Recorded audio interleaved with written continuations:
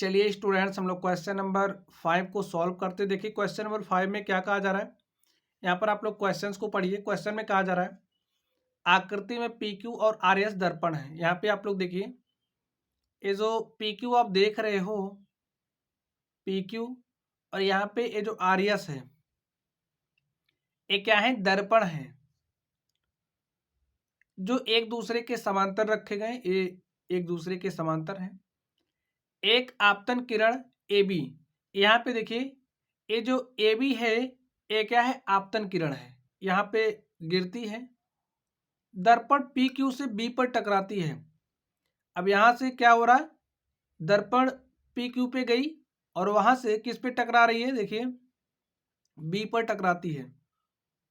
और परावर्तित किरण देखिए, यहाँ पे B पे टकराई और उसके बाद यहाँ से क्या हो गई, परावर्तित हो गई। तो परावर्तित किरण पथ BC, और इस पथ BC पर इस तरीके से चल रही है। और उसके बाद यहाँ पे ये जो दर्पण RS है, दर्पण RS से बिंदु C पर टकराती, यहाँ पे टकराई, और तथा पुनः CD जो है, CD के अनुदिश परावर्तित हो जाती है, कुछ इस तरीके से परावर्तित हो जाती है। सिद्ध कीजिए कि AB पैरेलल CD है। हमें दिखाना है कि यहाँ पे ये जो AB है, AB इस समांतर किसके हैं, इस CD के समांतर हमें दिखाना है। तो इतनी बात स्टूडेंट्स आप लोग समझ गए। हमें PQ कोई दर्पण दिया है, RS कोई दर्पण है, PQ और RS क्या है, एक दूसरे के समांतर हैं।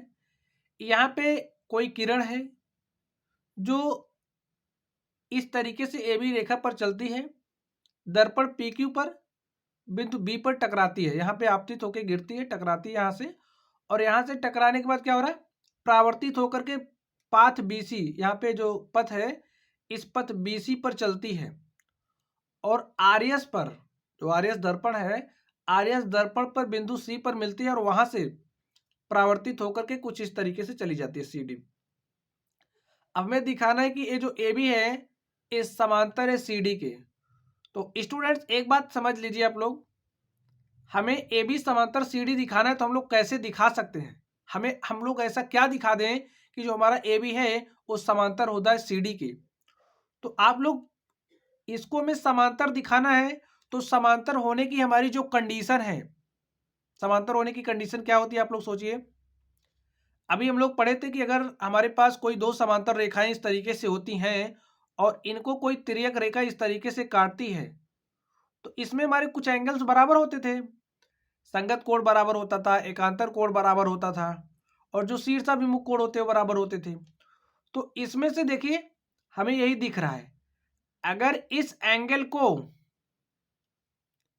इसके हम बराबर दिखा दें। अब आप कहोगे एक समांतर रेखा तिर्यक रेखा की तरह कैसे बनेगी, देखिए कुछ इस तरीके से हम इसको मान ले रहे हैं, इस तरीके से, और ए हमारी क्या हो गई, ए हमारी BC तिर्यक रेखा हो गई, ठीक है, जो इसको और इसको क्या कर रही, काट रही है। अब अगर ए वाला एंगल हम इसके बराबर दिखा दें तो सबसे पहले समझना होगा ये कौन सा एंगल है, एकांतर कोण है। इस एकांतर कोण को इसके बराबर अगर हम दिखा ले जाएंगे तो क्या हो जाएगा, इससे यह सिद्ध हो जाएगा कि यहाँ पे ये जो आपतित किरण है AB, इस CD के क्या है, समांतर है। जो बात स्टूडेंट्स मैं आप लोगों को बताना चाह रहा हूं वो बात आप लोग समझ गए होंगे। अगर A वाला एंगल इसके बराबर होगा तो इस बात से यह सिद्ध हो जाएगा कि A वाली जो रेखा है इसके क्या है, समांतर है। तो स्टूडेंट्स क्वेश्चन समझ गए आप लोग, कैसे प्रूव करना है ये बात भी आप लोग समझ गए होंगे। तो चलिए हम लोग अब सॉल्व कर लेते हैं इसको। तो चलिए स्टूडेंट्स अब हम लोग इसको क्लियर कर दें। चलिए हम लोग हल करते हैं। तो लिखिए सॉल्यूशन। अब इसके लिए हमें कुछ रूल्स फॉलो करना पड़ेगा। देखिए जो ए आपतन किरण है, ठीक है, और हम लोग एक रूल्स जानते हैं, आप समझिए, जैसे कोई दर्पण है और इस पर कोई किरण इस तरीके से आपतित हुई और यहाँ से गिरने के बाद इस तरीके से चली गई। तो यहाँ से किरण कुछ इस तरीके से आई और इस तरीके से गई। तो यहाँ पे हम लोग क्या करते हैं, एक अभिलंब ड्रॉ करते हैं। आप लोग आपतन परावर्तन के बारे में आप लोगों ने स्टडी किया होगा पिछली की कक्षाओं में। तो यहां से ये जो हमारा आपतन कोण है, जो इंसिडेंट एंगल होता है, वो बराबर होता है किसके? परावर्तन कोण के। तो ए वाला एंगल इस एंगल के बराबर हो जाएगा। ठीक इसी तरीके से यहां पर, यहां से किरण इस तरीके से गई, इस तरीके से परावर्तित हुई, तो यहां पर भी हम लोग एक अभिलंब ड्रॉ करेंगे और इस तरीके से हमारा क्या हो जाएगा? अभिलंब हो जाएगा। चलिए यहां पे हम लोग देखते हैं, यहां पे हम लोग एक अभिलंब ड्रॉ करेंगे इस तरीके से।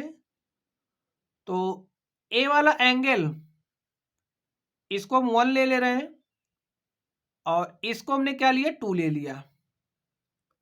और यहां जो एंगल है इसको हमने 3 लिया और इसको हमने क्या ले लिया? 4 ले लिया। तो हमने इतनी रचना करी, इसको हम लोग लिख लेते हैं। चलिए हम लोग इसको इतना लिख लेते हैं जितना हमने किया। तो स्टूडेंट्स यहाँ पे देखिए, हमने जो किया उसको हमने यहाँ पे राइट कर लिया। अब इस तरीके से हमने यहाँ पे परपेंडिकुलर ड्रॉ किया और इसको हमने नाम दिया बीई। हमने यहाँ पे परपेंडिकुलर ड्रॉ किया, इसको नाम दिया सीएफ। तो ये जो बीई परपेंडिकुलर है, हमने पीक्यू पर ड्रॉ किया। यहाँ पे देखिए बीई परपेंडिकुलर पीक्यू बनाया और जो सीएफ है परपेंडिकुलर आरएस बनाया। अब देखिए यहाँ से हो क्या जाएगा?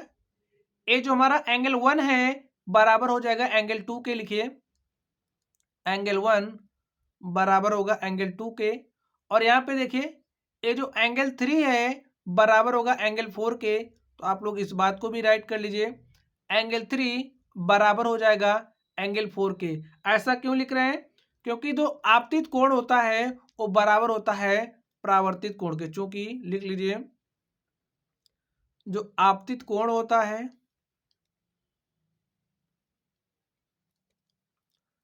बराबर होता है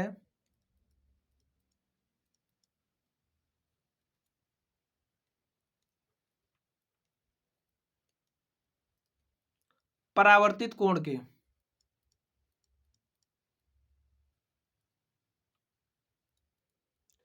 इतनी बात स्टूडेंट्स आप लोग समझ गए?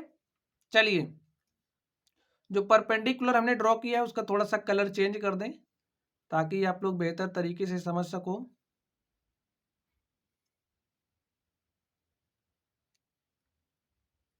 ये क्या है? हमारा परपेंडिकुलर है और यहाँ पे भी हमने परपेंडिकुलर ड्रॉ किया। देखिए अब आप लोग इस बात को ध्यान दीजिए। देखिए हमारे पास कुछ इस तरीके की आकृति बन रही है। यहाँ पे परपेंडिकुलर दोनों को लीजिए, कुछ इस तरीके से है और यहाँ पे कुछ इस तरीके से बन रहा है। देखिए ए इसके क्या है? समांतर है और कुछ इस तरीके से यहाँ पे आकृति बन रही है।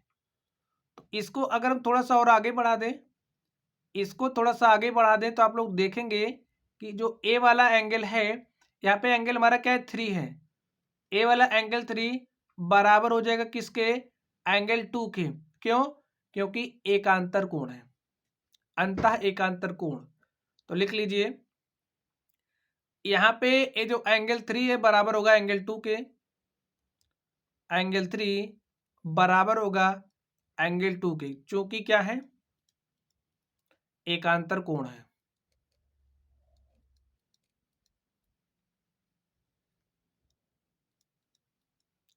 अब स्टूडेंट्स आप लोग यहां से ध्यान दीजिए, इसको हम मान लेते हैं क्या? समीकरण नंबर 1 और इसको मान लेते हैं समीकरण नंबर 2 और इसको मान लेते हैं क्या? समीकरण नंबर 3। अब आप लोग समीकरण नंबर 1, 2 और 3 को ध्यान से देखिए।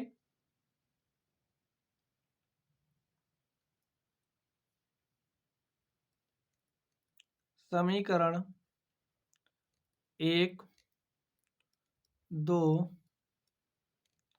तथा 3 से आप लोग देखिए 1, 2 तथा 3 से क्या हो जाएगा? एंगल 1 बराबर है एंगल 2 के। देखिए कुछ इस तरीके से एंगल 1 बराबर है एंगल 2 के और यहाँ पे देखिए जो एंगल 2 है बराबर है एंगल 3 के। तो यहाँ से समीकरण 3 से लिख लेंगे एंगल 2 बराबर है एंगल 3 के। एंगल 2 बराबर हो गया एंगल 3 के। और नेक्स्ट देखिए अब हमारा जो एंगल 3 है बराबर है एंगल 4 के। यानी कि यहां से आप लोग देख पा रहे हैं कि ये जो सारे एंगल्स हैं वो क्या हैं? एक दूसरे के बराबर हैं। इतनी बात आप लोग समझ गए? चलिए तो यहाँ से हमें क्या मिल गया, यहाँ से हमें मिल गया जो एंगल 1 है वो बराबर हो गया एंगल 4 के, ऐसा मिल गया। तो स्टूडेंट्स इसको हम लोग 2 से मल्टीप्लाई कर सकते हैं, तो आप कर दीजिए। ऐसा क्यों कर रहे हैं अभी आपको समझ में आ जाएगा। देखिए इसको हमने 2 से मल्टीप्लाई किया तो यहाँ पे क्या हो गया, twice of angle A angle 4। और इसको हम लोग लिख क्या सकते हैं एंगल 1 को, देखिए इसको क्या लिख सकते हैं एंगल 1 प्लस में एंगल 1, और इसको क्या लिख सकते हैं एंगल 4 प्लस में एंगल 4।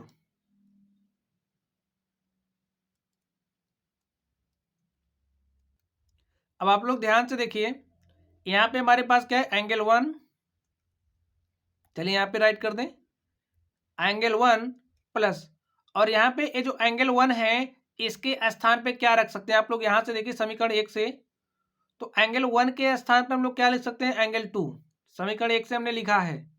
नेक्स्ट देखिए यहाँ पे एंगल क्या है 4 है, तो एंगल 4 के स्थान पे हम लोग क्या लिख सकते हैं एंगल 3, तो यहाँ पे लिखिए एंगल 3 प्लस एंगल 4।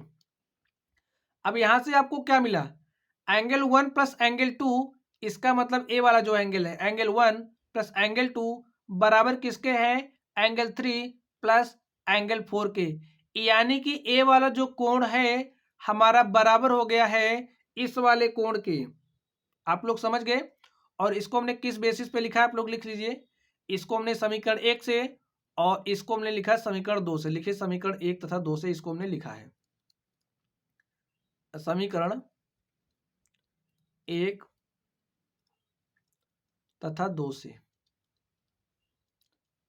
तो स्टूडेंट्स यहां से आप लोगों ने क्या समझा, आप लोग ध्यान से देखिए फिर से समझ लीजिए, ये जो एंगल 1 प्लस एंगल 2 हमारा पूरा इतना ही तो हो जाएगा, और ए बराबर किसके हो जा रहा है देखिए एंगल 4 एंगल 3 प्लस 4 के, तो यहां से क्या हो जाएगा ए जो हमारा एंगल है देखिए यहां से देखिए नाम क्या है इसका बी सी डी बराबर है ए बी सी के, तो लिख दीजिए एंगल बी सी डी बराबर है किसके एंगल ए बी सी के, तो B C D angle A B C के बराबर हो गया। अब हमने स्टार्टिंग में आपसे क्या कहा था, इसको समांतर प्रूव करने के लिए यहाँ पे ये जो एकांतर कोण है हमें बराबर दिखाना पड़ेगा। तो यहाँ पे देखिए एकांतर कोणों का जो एक युग्म है हमारे पास बराबर आ गया है, तो लिख लीजिए एकांतर कोणों का एक युग्म बराबर है।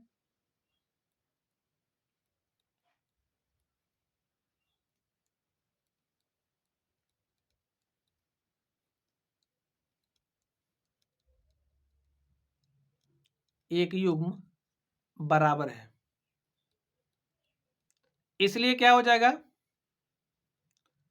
इसलिए यहां पे ये जो ए बी है वो समांतर है किसके सी डी के,